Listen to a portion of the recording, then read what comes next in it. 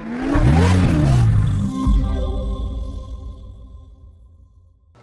everyone, this is Brandon Clark and Philip White with Slakker Racing Development.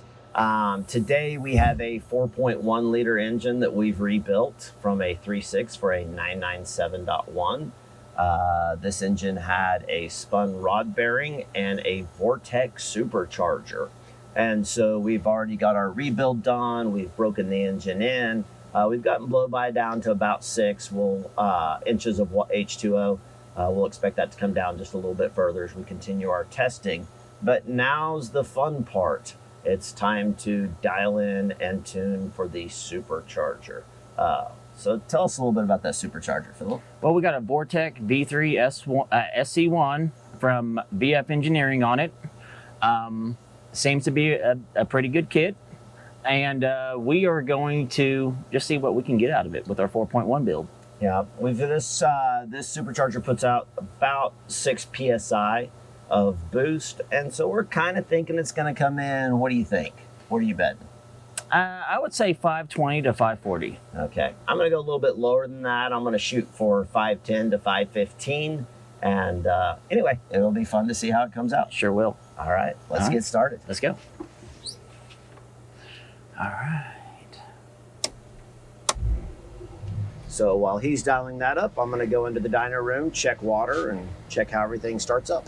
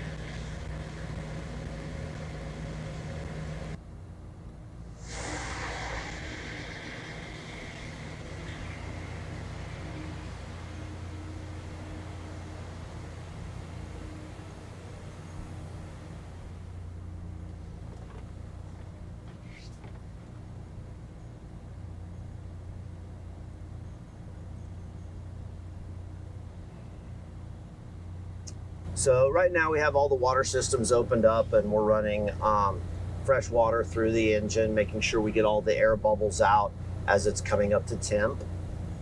And yeah, we're going to be monitoring our IATs here, our intake air temps. The supercharger, as it compresses the air, is going to increase the temperature of it. And so we have an intercooler hooked up to help offset that or dissipate some of that heat. And then we're also going to be paying attention to our coolant temperature, which is going to be a product of the dyno cycling water through the heat exchanger once we close off the system. And then oil temps, of course, are always a big one for us to pay attention to. From there, what are the few of the other things we're going to be watching, Philip? We're always, during tuning, we always pay attention to our NOx sensors, our fuel trims, our AFs, air fuel ratios, and just listen for anything that sounds abnormal. That your senses when you're doing these things can tell you a lot. We're also going to start off with a little lower ignition timing. What's interesting about the ignition timing, if we get it too high, of course that can produce more power, but you go beyond that and then you start getting some knock. But what did we see the other day as we were testing out a new standalone ECU for us? What did we see? What happens when the ignition is too retarded? You overheat the exhaust pipes and you blow all your ignition right out into the exhaust. Yeah, so as the flame front is still spreading, as the exhaust valve opens, that pushes that flame front down into the intake manifold, and those suckers can go red hot. Yes, they can. Yes, yes. I thought they were going to melt off the other day, but luckily they were okay. Yeah. So And then the other big one for us, of course, is air to fuel ratio. Sometimes that's measured in lambda, which is a percentage of the stoichiometric value, which for gasoline is 14.7, is considered the stoic air to fuel ratio. And so if a lambda of 90.90, that means it's 90% of that.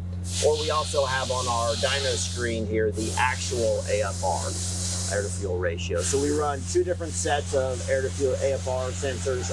Really, that fuel mixture is one of probably the 2 or 3 most important values that we've got. It lets us know that we're properly mixing and burning the fuel as we would expect.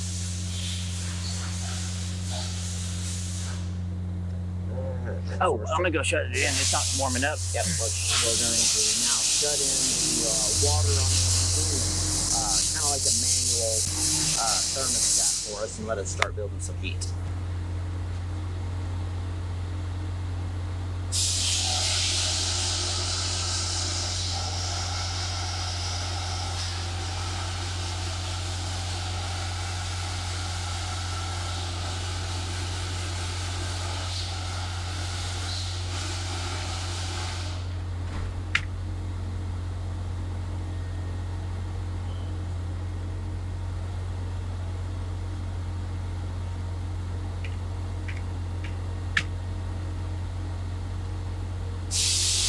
So right here, my spark timing table, up along kind of this watt area, I'm going to drop the timing down to about 19 to 20.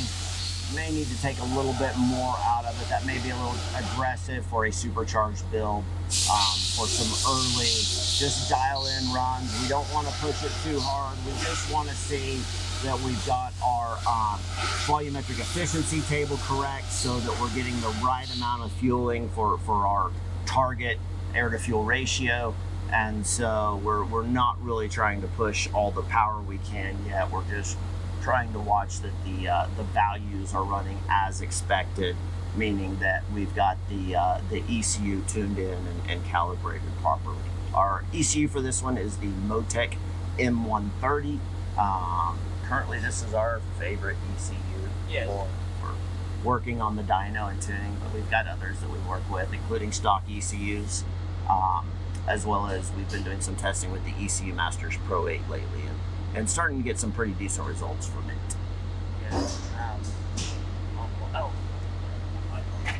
Do we increase the tables on that one as well?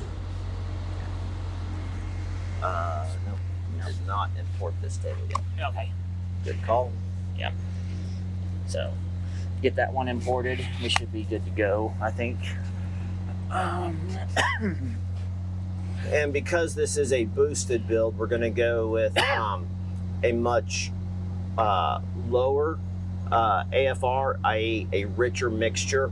And we're going to use a little more fuel than we need, and that excess fuel will help us keep those cylinder walls cooler and help decrease the probability of getting any type of detrimental knock in the system. Yes.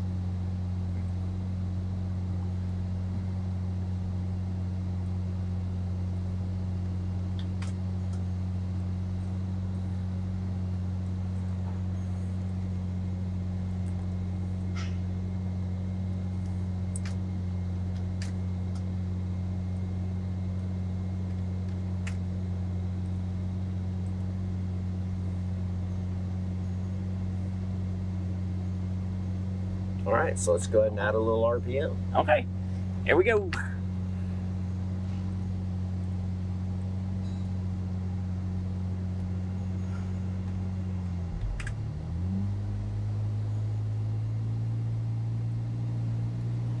I'm working on it.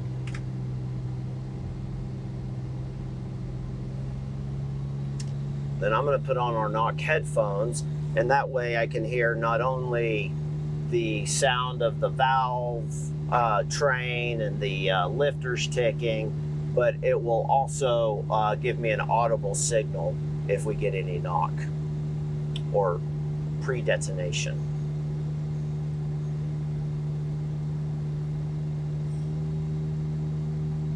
Oh, hang on.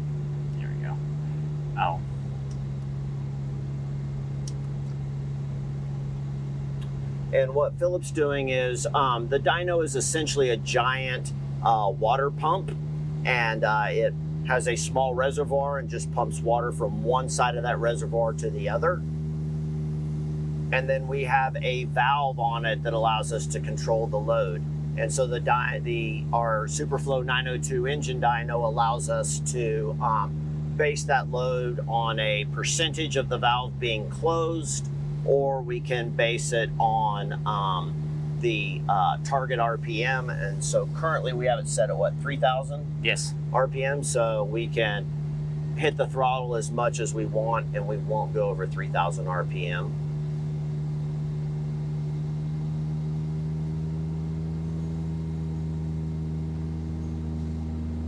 Whoa. Okay, that looked pretty clean. I had one fuel trim that was pulling about 10 that I wanted to do just a little bit of proactive dialing on.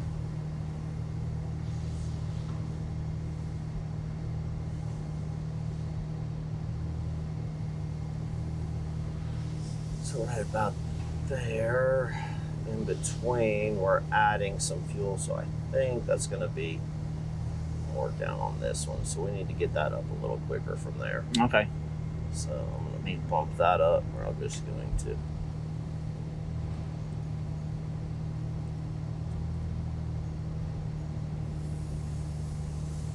Okay, let's see if we can push it a little higher on up. Ease into it.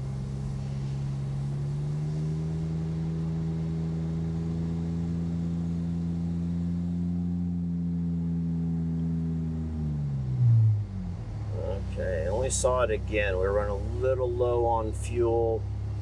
Whoa. Hold please. We've got, we were doing our reboot. We lost our efficiency table that we were using. Oh, we did, didn't we?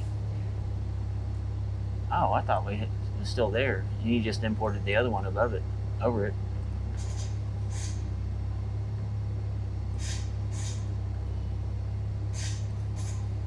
There it is.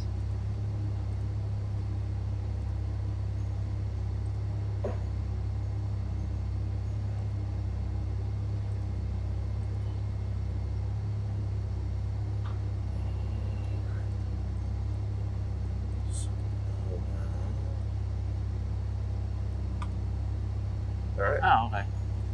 That looks fun. Yeah.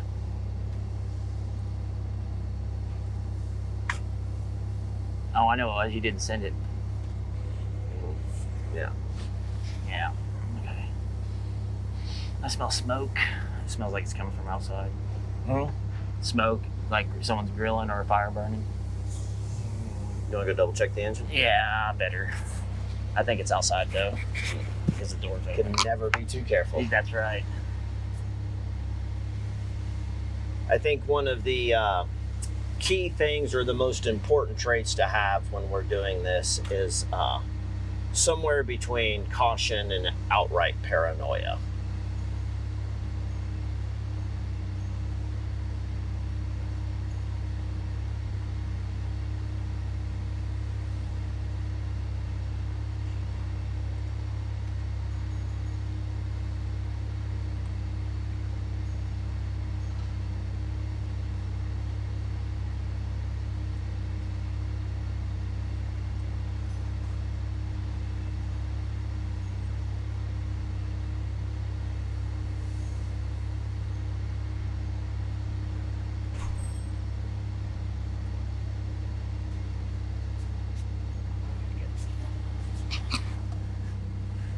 And everything checked out good. All right, I need to bump this up a little bit.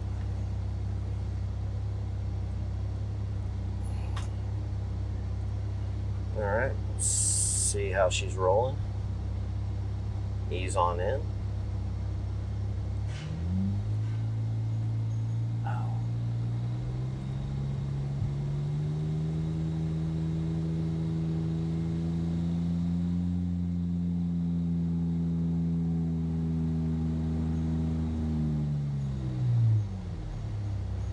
Okay. That went pretty well.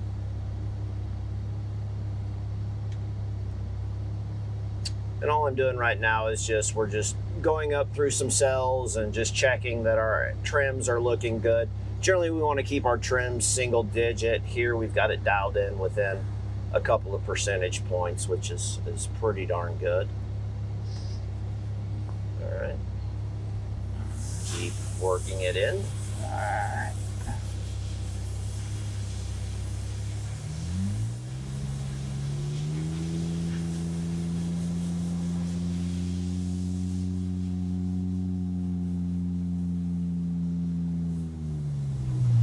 Actually, that's pretty good.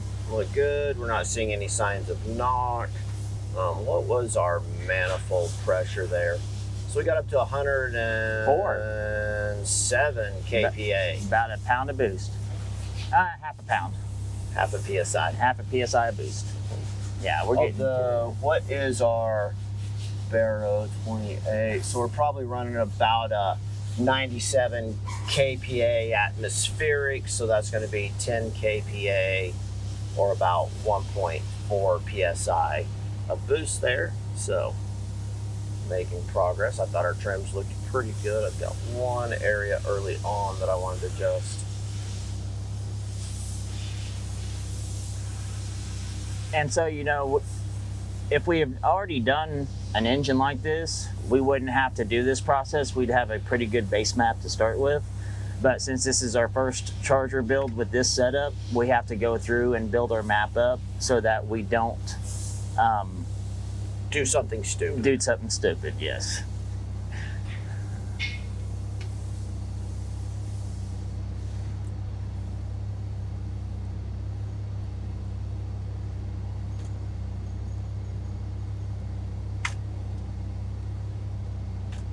Okay. All right. All right, go up to 3650. Here we go.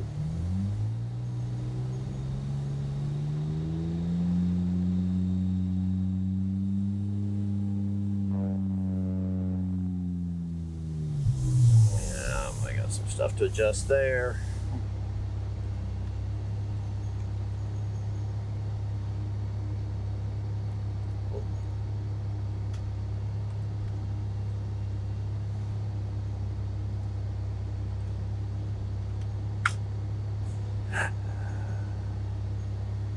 So tell me some of the features that you like about this Motec system.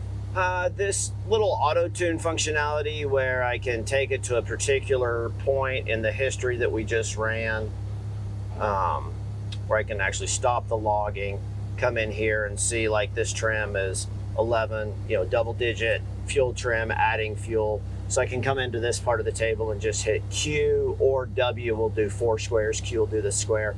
And it'll auto-adjust the volumetric efficiency based on the trims that we were seeing. So it makes it a little easier to kind of dial it in on the fly. The other way we can do it is I can see that we've got 8% trim here, or so we're adding 8% more fuel with it at 116 volumetric efficiency, and this is history. And then so I can come back in here, and if I take that up to, we'll say 124, then, well, we got 8 and 5, so I'm going to split the difference between those two. So we'll call it 122, maybe. Then I know that that's going to be pretty spot on for where it wants to be. So then I can come through here, and yeah, no, that looks pretty good. That looks good. Here we're already kind of tweaking that in. It's coming back to me. What's interesting, what do we have the dyno set to? We have it set to 3650 right now. Okay, all right, that explains it. Yes. I was seeing a little bit of flare up past 3500. Yeah.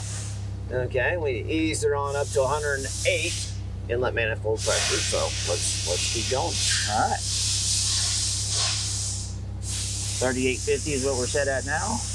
Well, I'd like to. Are we getting full throttle on all yeah, those? all those we're getting full throttle. Okay. Yeah. All right. Yeah. Fair enough. Ready? Mm-hmm. Here we go. Ooh. Why did it do that? You see that? Or is that what do you think that was transient? Alright, here we go. Much better.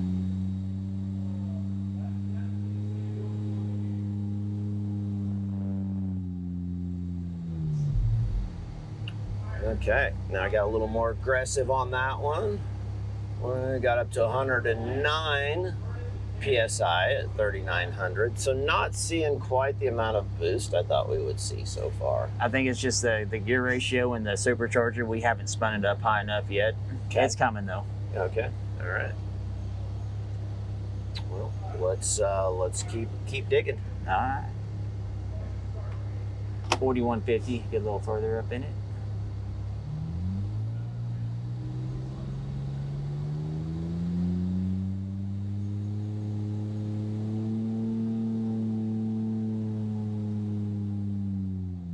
And we got just a little bit of knock there. Let's see what that looked like. So they're a little. I wonder if that's on the way up. I wonder if that a little bit of transient. Let's go see what our ignition timing was at 20. Nothing that I'm too concerned about right now. We've got our threshold set for NA. I want to kind of keep it there. Didn't notice anything on the headphones, but wasn't quite really paying super close attention yet. So we're just going to note that and keep going. All right. Go back and look at the fuel levels. We're getting just a little thick. Not too bad. No, not too bad. Little lane through there. We'll adapt that one out a little bit, and it seems to blend okay. So.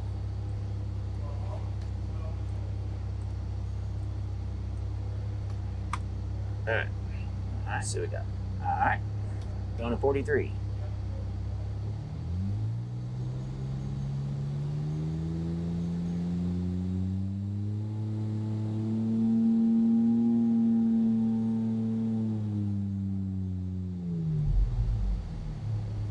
It's looking pretty good. It is. I think we got our fueling looks good. Trims look good. Yeah. We didn't have any more little knock events. I mean, we're definitely getting a little more knock, but this is really kind of right in that zone. So your peak torque is going to be your peak knock zone, and we really start getting into. What's cool about these engines is with the way they're done with the Vario cams and the Vario ram or the intake resonance flap. We really, instead of just having a peak torque point, we've got a nice flat torque curve, and we should really start getting into that about 4,000 RPM, and so kind of that 4,000 to 6,000 is really the area that we're watching for knock in the most generally. You know, Brandon, I'm glad you brought up the Vario, the resonance flap, because the rumor was that under boost they're not necessary. Yeah, we found that out to be a little different, didn't we? We did find out that that is a little bit different, and so in my history of building engines. For most boosted applications, if it's a benefit in A, it's going to be a benefit in a boosted application as well. Yeah, we might get a chance to test that this session or the next, in that, we'll typically see about a 25 foot-pound difference between peak torque with and without the resonance flap. And last time we tested that with boost, even though we were up higher in the horsepower range, we saw about a 20 to 25 pound difference with a foot of torque with and without the resonance flap. Oh, yes. And so it's just like everything else we've researched and done before when it comes to boosted applications. If it's a benefit for NA, it will be a benefit in a boosted application.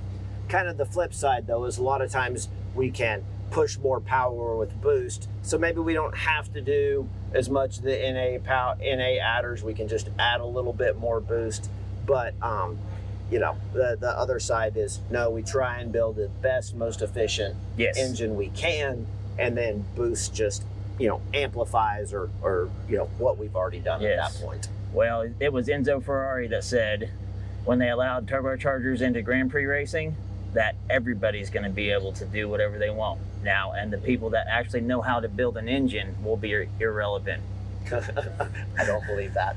No, but he was not happy with the decision to allow turbocharged engines into the Grand Prix. Yes. Yeah.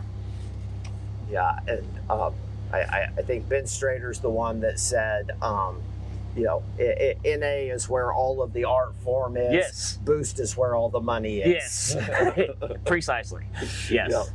So, all right, well, let's keep going. okay. I'm gonna go up to about 46 on this one. Here we go.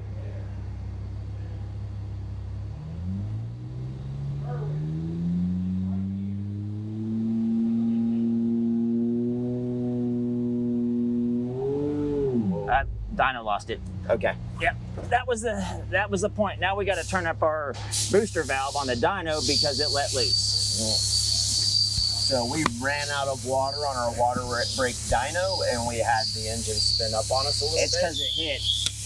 It right finally when that, right when the boost really started taking off here, it went. We hit. Looks like we hit about 120 kPa. So that would be 3.5 pounds. Yeah, about 3.5 psi of boost. Yep, I'm gonna go change the turn up the booster. All right.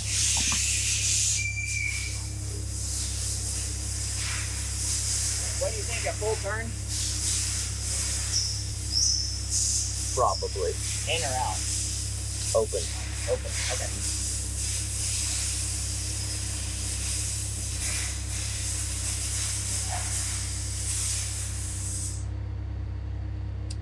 That's one of probably the biggest downsides to the Superflow 902 is with how it's done. We kind of have to make some adjustments based on the power of the engine that we're testing. Day in and day out with our 3.7s or 4.1 liter builds or a few different varieties in between, we can pretty much keep the dyno set the same. But when we add boost to the equation, we do have to do some tweaking of the load range that the dyno is able to accommodate. Yeah, where did it hit at? About 4,200? We got our spike right at about 5K. I don't even have it. Oh, it's because it lost it. Mm-hmm. Yeah. Yeah, so about 4,900. It's going to get more boost at that once we keep the load on it. Yeah. Okay. Yeah. All right. So I think we're looking pretty good. I haven't had to make any more adjustments on the on our VE table, so this is all looking dialed in pretty well. So why don't we do like a mini pool? All right. How about a 3 to 5? 3 to 4,500. 3 to 45. You got it. So we're just going to do a 1,500 RPM pull. We're going to load the dyno up at 3,000 RPMs, release it, let it go to 4,500 at a rate of 600 RPM per second. So this should be about a 2.5 second pull just to start easing our way in. Yep.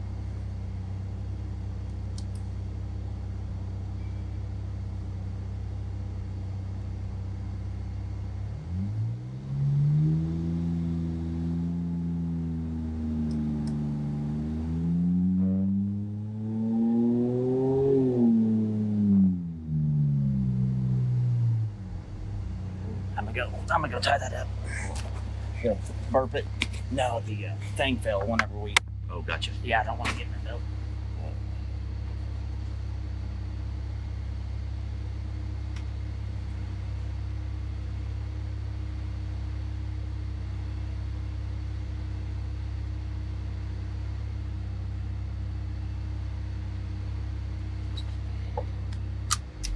So it looks like we had some of our intake tubing come apart on us. And so that will definitely decrease the boost load. The only one I didn't check because there's a T-bolt clamp and it popped off. Okay. Well, make it a little tighter. Yeah.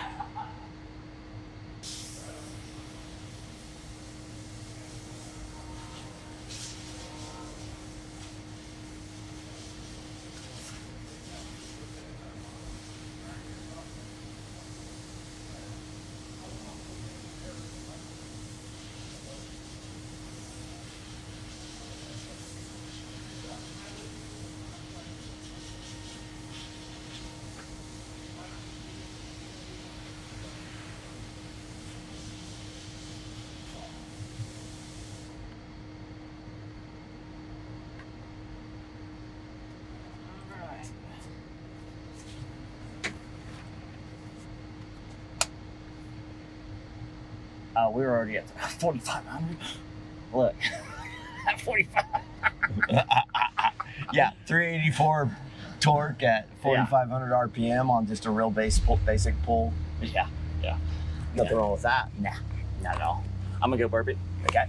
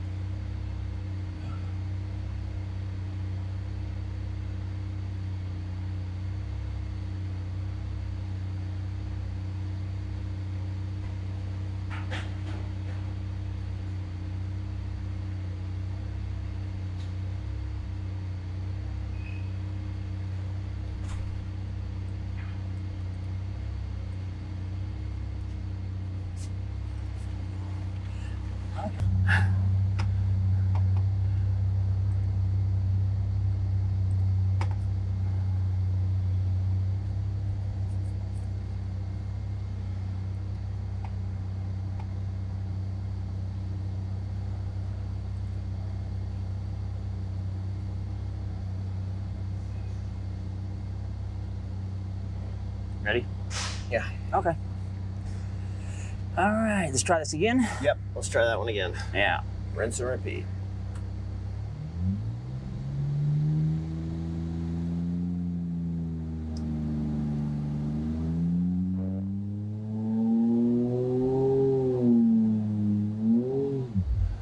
What was that? Whoa. No. Huh? I just saw smoke blow out everywhere when I was coming down off of it. It's like it went out the back of the engine.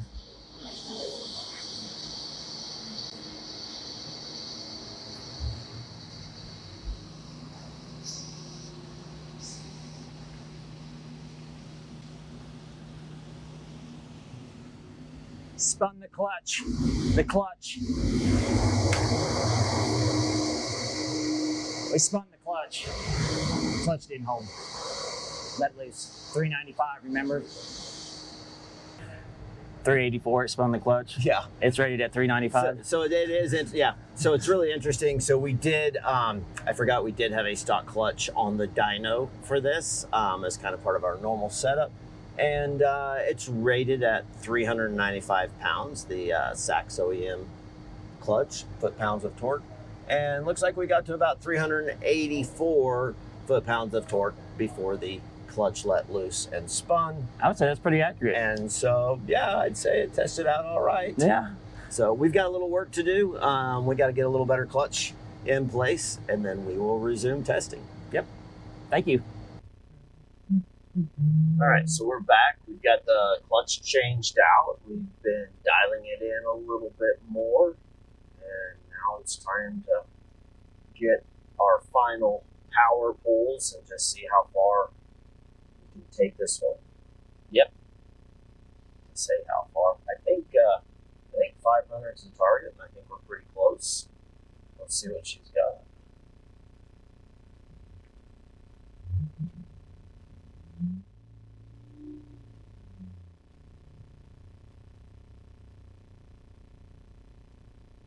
You know, burp it real quick.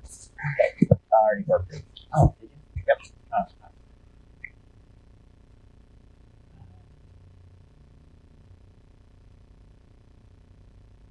That was weird. Let's make sure the trims are kicked in. We're good there.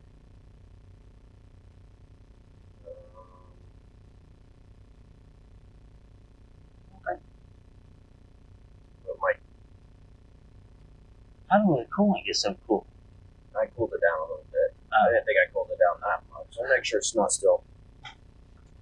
This. Why is the... Yeah.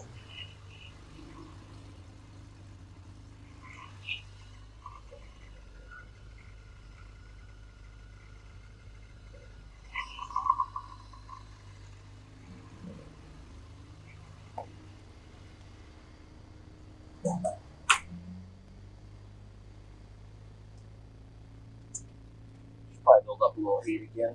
Yeah, it's all right. I saw what I figured it out. I was like, what the heck? Yeah. Yeah, I figured it out. And I wanted to let it cool down a little bit, but I kind of went a little much. We've done that before, time or two. And Happens. Better than 230. yes.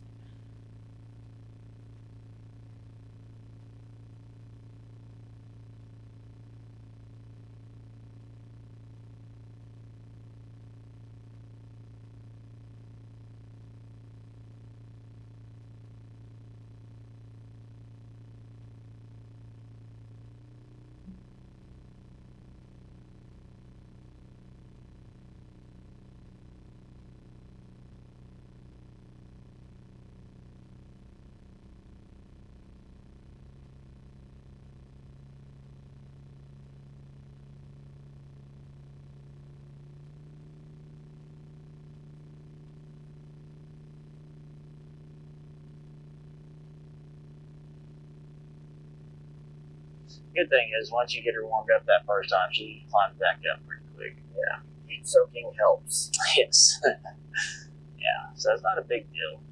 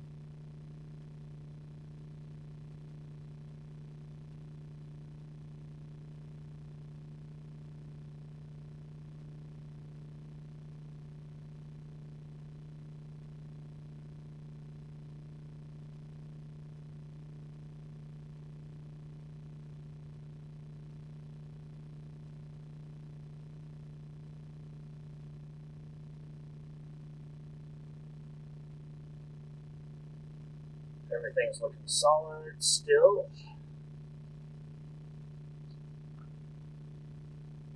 Looks fantastic. We did it. Let's not get too cocky No, until the end. no. But this is our passion, so we do enjoy a little bit of comedy. Yes. Yes. Yes.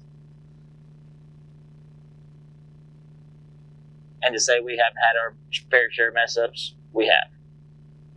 But we've also had some nice successes too. Yes. Yeah. Yes.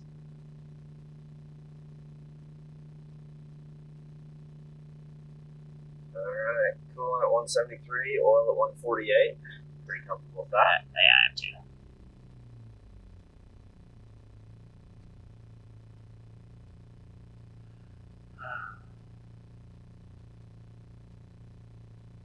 Okay. Let's do another pull with where we left off. Okay.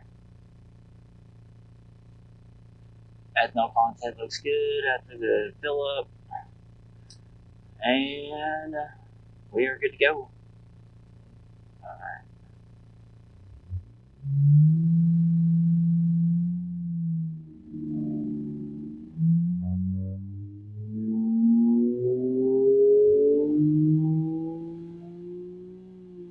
Not bad. Looks nice. Looks nice, leveled off. Good one. Yeah. Let's see if she's showing up. 493. So take a little bit of heat out, lost a little bit of power. And we'll Not probably much. see it next one.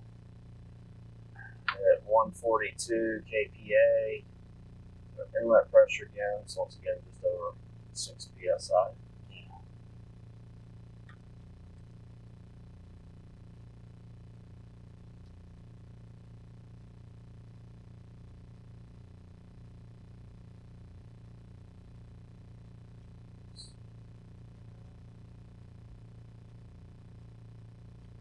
See, we didn't hit as high as our KPA didn't go up as high as the last pull. So, oh yeah, I did. Okay, Oh, we're right there. right there at the end.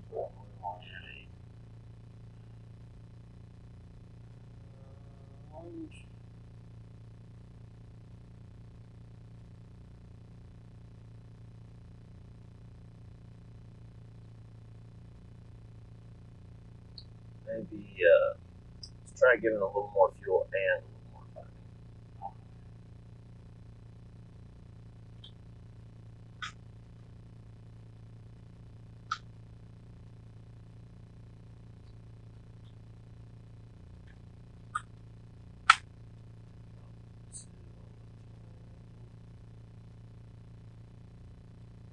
Two on the fuel. I'm going to add 1 to the timing. To be 0.02 lambda. Yeah, 200 to the point.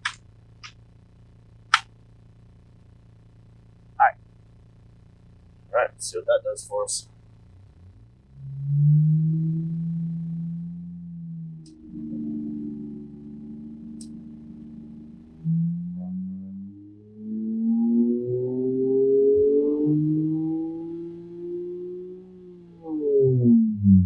Yeah, I like that pretty good.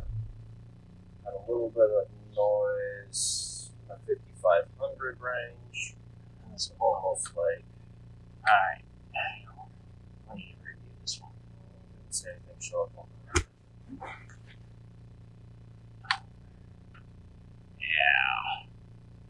Looks like it wants to get leaner a little quicker. Yeah.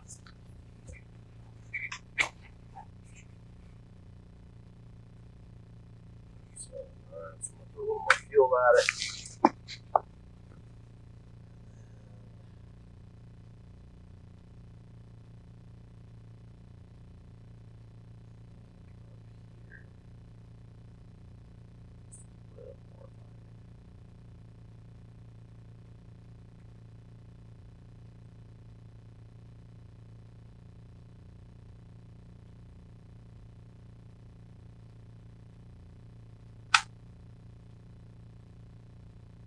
Alright, why don't we back it off to 400 RPM per second, and I think this is going to be we've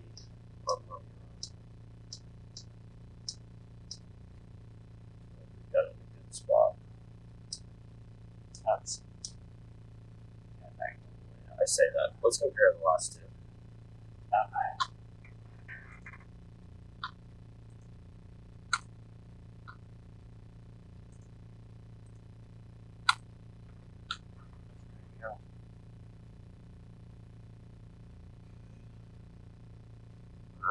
That's all I need to see.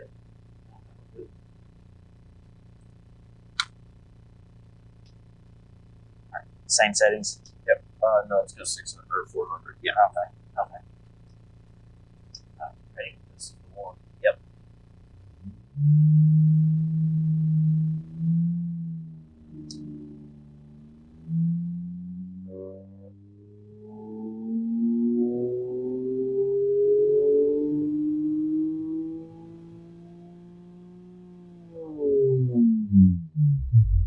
Looked good. Sounded good.